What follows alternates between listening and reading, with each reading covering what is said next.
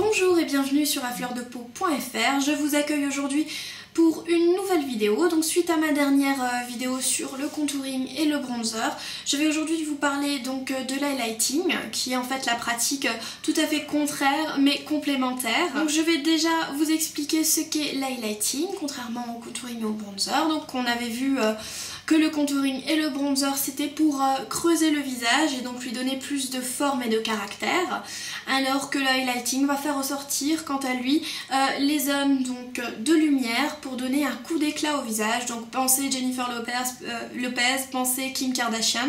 Donc c'est un peu les grandes stars qui sont vraiment adeptes de ces deux pratiques, donc du contouring et de l'highlighting.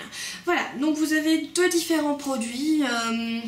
Oui, je pense que deux catégories plus ou moins de produits touche lumière, donc de highlighter. Vous allez avoir les touches lumière en fard si vous voulez, donc en poudre. On va avoir ici une beauty powder par exemple de chez MAC. Vous allez avoir aussi la pearl matte powder. Vous allez avoir plein d'autres produits bien sûr, ou par exemple même des fards feront l'affaire pour un bon contouring, des fards neutres couleur champagne par exemple. Vous allez avoir aussi les Mineralized Skin Finish qui ne sont pas trop colorés, donc qui vont être neutres aussi de couleur. Et les Lustre Drops par exemple, donc c'est une couleur, donc c'est une texture liquide. Alors je vais d'abord vous montrer donc quelles sont les zones à faire ressortir. Donc on va avoir bien sûr ici le front, parce que c'est vraiment la zone qui est le plus en avant au niveau du visage. Donc on va avoir le front, le nez, l'arcade sourcilière, le haut des pommettes, et aussi quelquefois donc ici au niveau du menton et l'arc de Cupidon, tout simplement pour donner une bouche plus sensuelle. Voilà, donc je vais vous montrer ça en application sur les deux types de produits, en faisant un côté avec le produit poudre et l'autre avec le produit donc liquide. Voilà, alors pour le produit poudre, donc je vais utiliser en fait le même pinceau pour les deux produits. Je vais utiliser un 188 qui va être assez léger, qui va effleurer en fait qui va déposer le produit en effleurant la peau tout simplement. Donc je vais en prendre oui, pas mal. Et je vais commencer donc à effleurer cette partie là, qui va également aussi déposer de la matière au niveau donc de l'arcade sourcilière, et je vais descendre. Voilà, donc ça va déposer également un peu une touche lumière aussi au niveau donc du haut des pommettes. Voilà, donc n'hésitez pas à en reprendre. Après vous pourrez toujours encore estomper au doigt si c'est un peu trop. Il faut toujours voir ce qui vous convient le mieux. Et maintenant, pour donner une forme un peu plus ronde au visage, un peu plus glowy, on va tout simplement en déposer ici aussi. Donc le truc c'est de sourire et d'en déposer juste ici.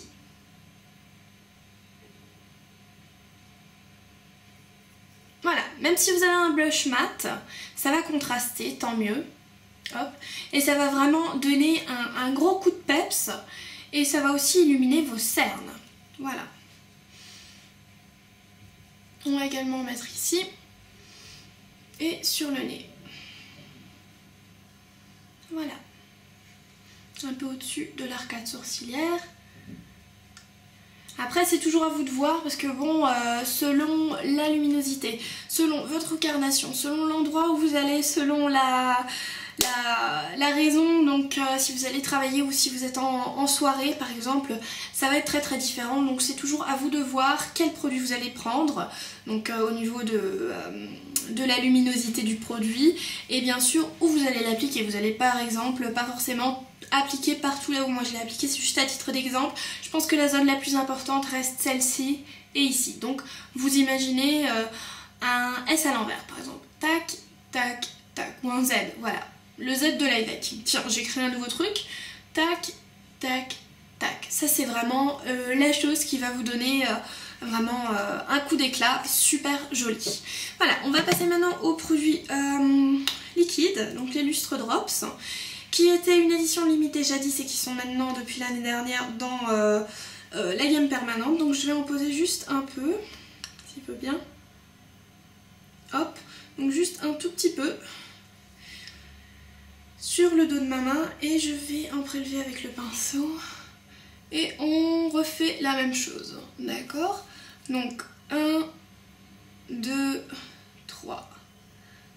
Donc là ça va faire un effet différent forcément parce que j'ai 2 produits différents, surtout que les lustre drops, comme vous pouvez remarquer, sont un peu plus pigmentés, ils vont donner une touche légèrement bronzante même.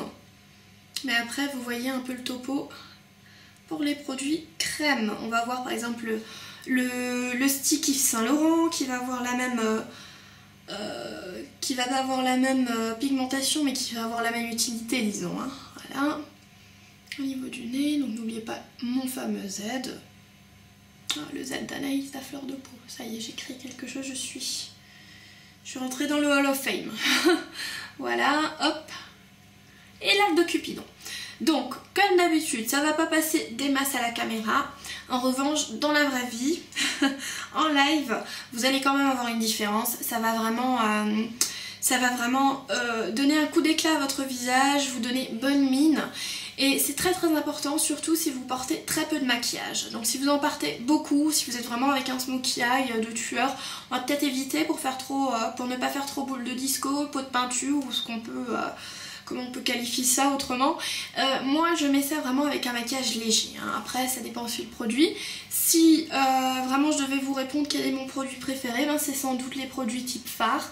Parce que vous voyez tout de suite la différence d'éclat entre celui-ci et celui-ci. Là ça va faire mouillé, effet wet, plutôt pour l'été. Et là ça va faire vraiment de tous les jours teint en porcelaine. Voilà, donc j'espère que cette vidéo a pu vous apprendre de nouvelles choses, a pu un peu répondre à vos questions concernant la pratique de l'highlighting, les différentes zones sur lesquelles il faut apposer donc les différents produits. En tout cas, n'hésitez pas à me laisser vos questions si vous en avez encore, vos doutes, vos avis, vos commentaires, positifs comme négatifs. Et je vous dis donc à bientôt pour une nouvelle vidéo et un nouvel article surtout sur afleurdepeau.fr.